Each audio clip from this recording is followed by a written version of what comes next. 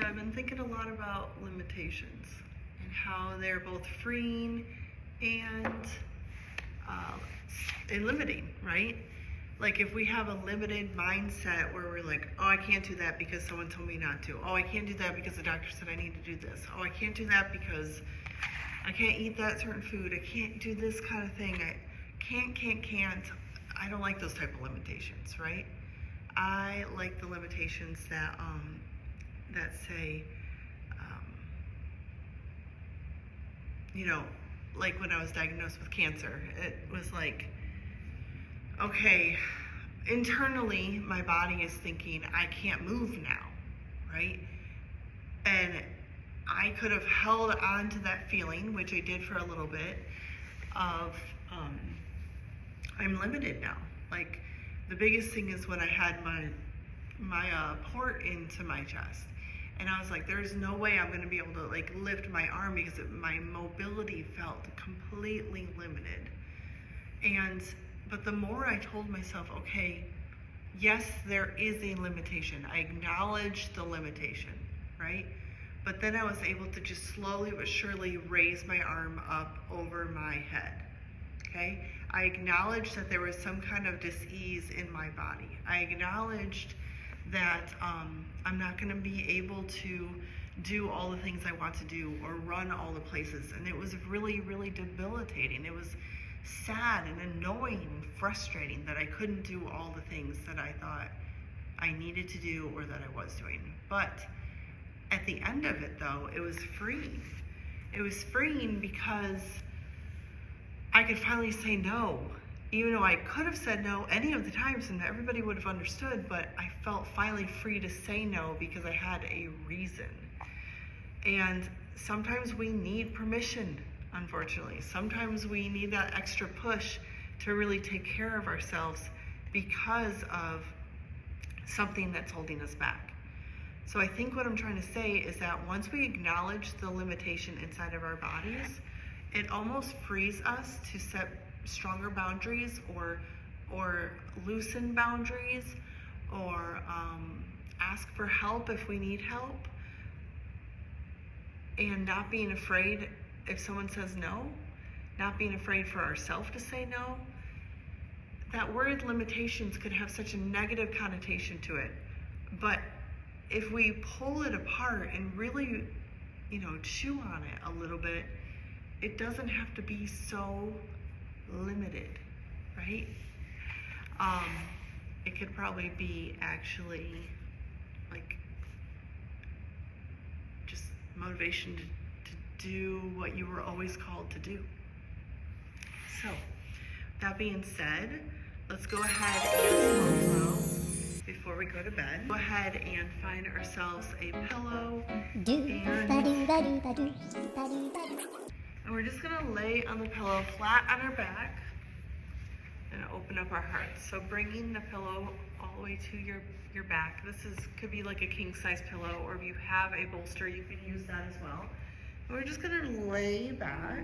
Okay, it's a little much on my lower back, so I'm gonna lift up my feet and kind of find where it's comfortable, right?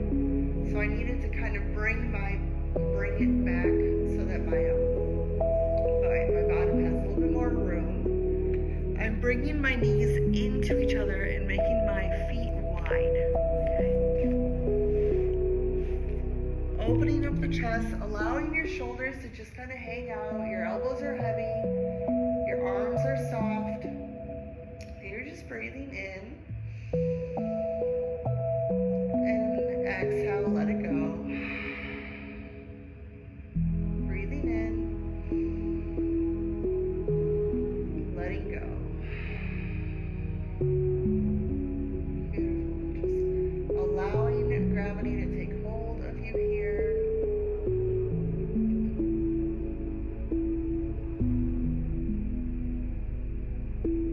Another great breathing exercise while you're in this posture is maybe taking your first finger, bringing it up, and holding your hand kind of like L, but you're bringing your thumb up a little bit more, okay? And you're going to take, this is my right side, I'm going to take my right thumb alongside my nostril there.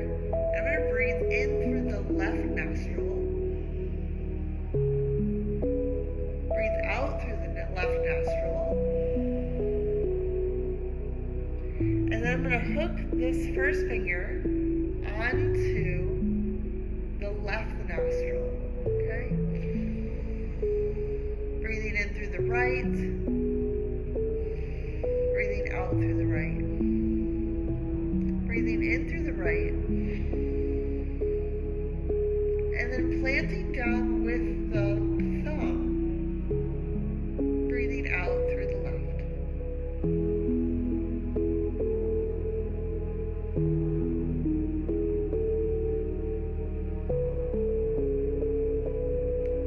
Beautiful. Bring your hands down.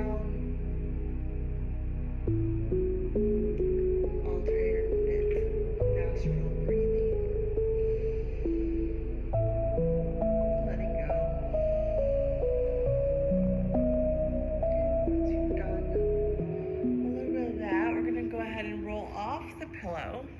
Okay. And we're going to find that on the other side, bringing your belly down to the pillow. And we're going to allow the legs to go nice and wide, our big toes together. And we're going to just kind of hold on to our pillow. If you need a blanket underneath your knees, that feels good there. Just gently rest your arms down onto your forearms. Counter pose here, getting ready for bed.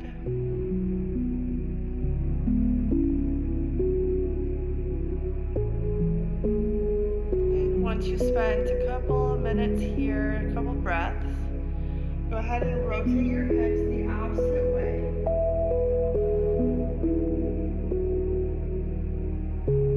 That way both sides get enough breath time on each side of the body.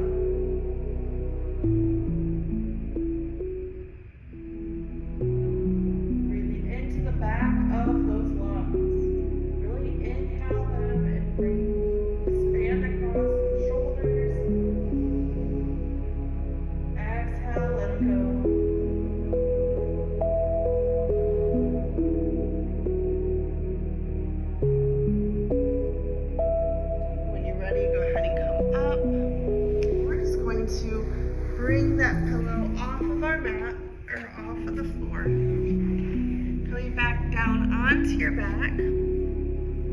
Bringing your knees into your chest. Rocking side to side.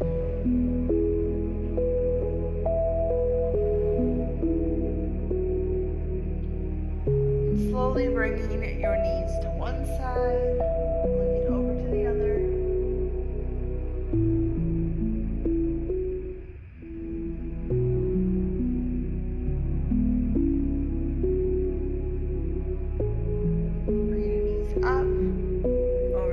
Side.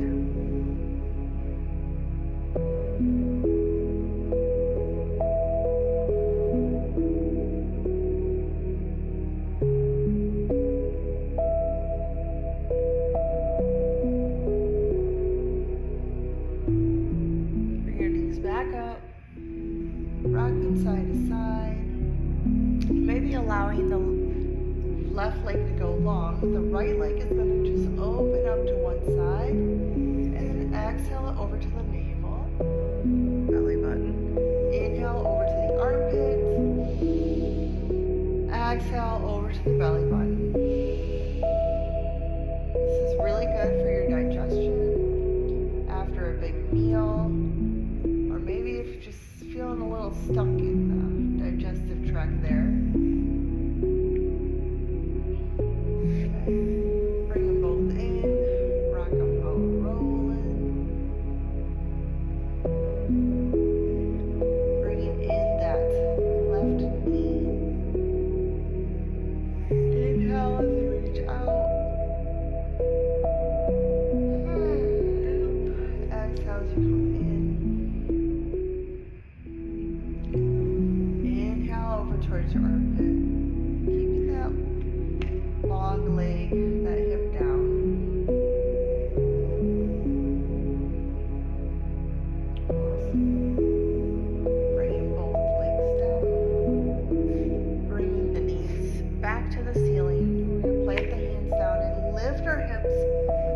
towards the ceiling and maybe bring your shoulder blades underneath your shoulders, keeping an opening here for your neck. Breathing as you lift your belly up, expand that rib cage all the way to your chest. And exhale all the way back down. Then inhale, almost like your belly is rising you up. All the way to your rib cage, to your chest. Exhale all the way down. Let's try that one more time. Inhale. Exhale down. Awesome. Bring those knees back in. Chin to chest.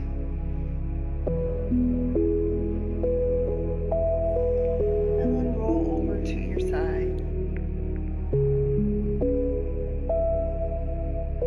Realign your body. Push yourself back up to seated. Come all the way over to, let's see here. Go ahead and thread the needle. Okay, so we're going to plant our hands. We're going to bring our left knee up just slightly. Bring our right hand into the middle. And we're going to lift our chest up high. And then open our arm up if that feels right to do so. Then we're going to stretch up here. Inhale, exhale, go all the way behind that arm into thread the needle. And notice how my neck is not concaving here, okay? I'm still being very strong in my shoulders and the crown of my head. You can place a pillow right here or a blanket. Okay, option here to lift up that other arm and place it behind your back. Or you can lift it up high and bring it over your head, depending on your mobility there. Listen to your body, know what feels right for you, lifting all the way up. And once again, pause here and then open. Awesome. Let's do it on the other side. Okay.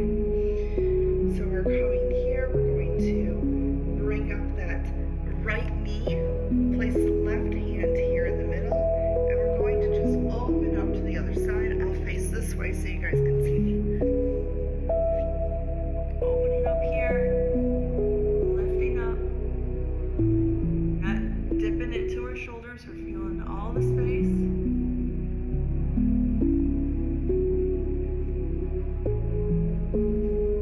And then bringing it all the way down and through.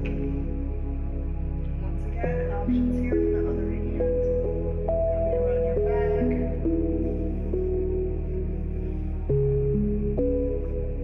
Lifting up head. All the way in front. Bringing it all the way back. Pressing in. Pausing here. Opening. And releasing. Okay. Enjoy or move your hips around. And maybe just find a little bit of a down dog cobra. It's almost like a wave. That's what I feel like. So we're pressing into our hands, we're curling our toes, so we're lifting our sit bones high into the sky, pushing them all the way back. Okay. And we're going to inhale here. We're going to reach up with the back of our lungs. Reach high, bring that navel all the way in. Lift all the way up. Slide your feet back. Find this up dog or cobra. Then curl your toes. Lift your hips all the way up high. Up on top of those tippy toes. Find your downward facing dog.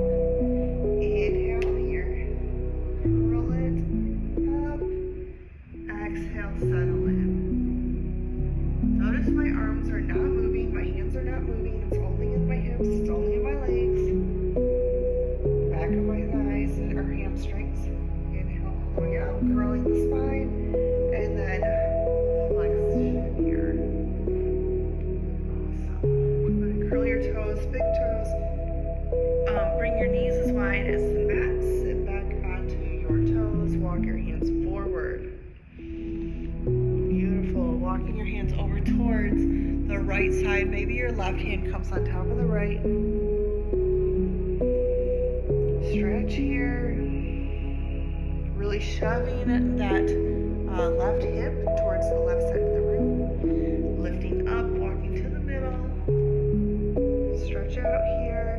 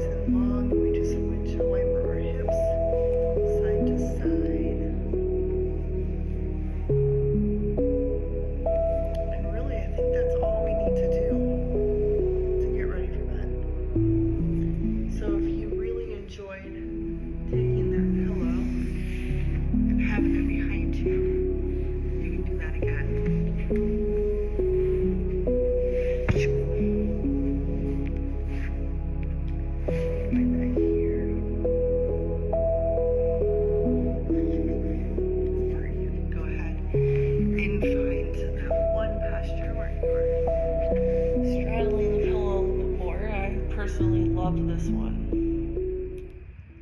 This one is so nice. Or you can just go to bed. But while you're laying there trying to final rest position for the evening, I'd like to think about when Moses was asked to take everybody, to free the Israelites and to go across the Red Sea. And that was a huge limitation, right? Huge. He felt 100% unqualified to cross, to free the Israelites. He felt unqualified to speak the word of God. He felt unqualified that anybody would even listen to him. He felt like a failure. He felt like a fraud. He had to go back to where he left. And just like the amount of fear that I feel that he would have, like I would have going back, and then just having to have all that trust to believe that God was going to do all the things that he said he was going to do. Not to mention he was talking to a burning bush. He's like, no one's going to believe me.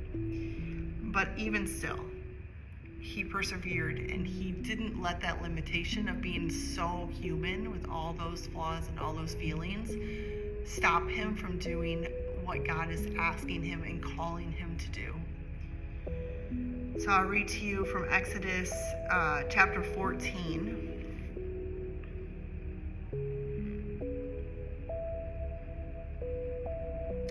It says,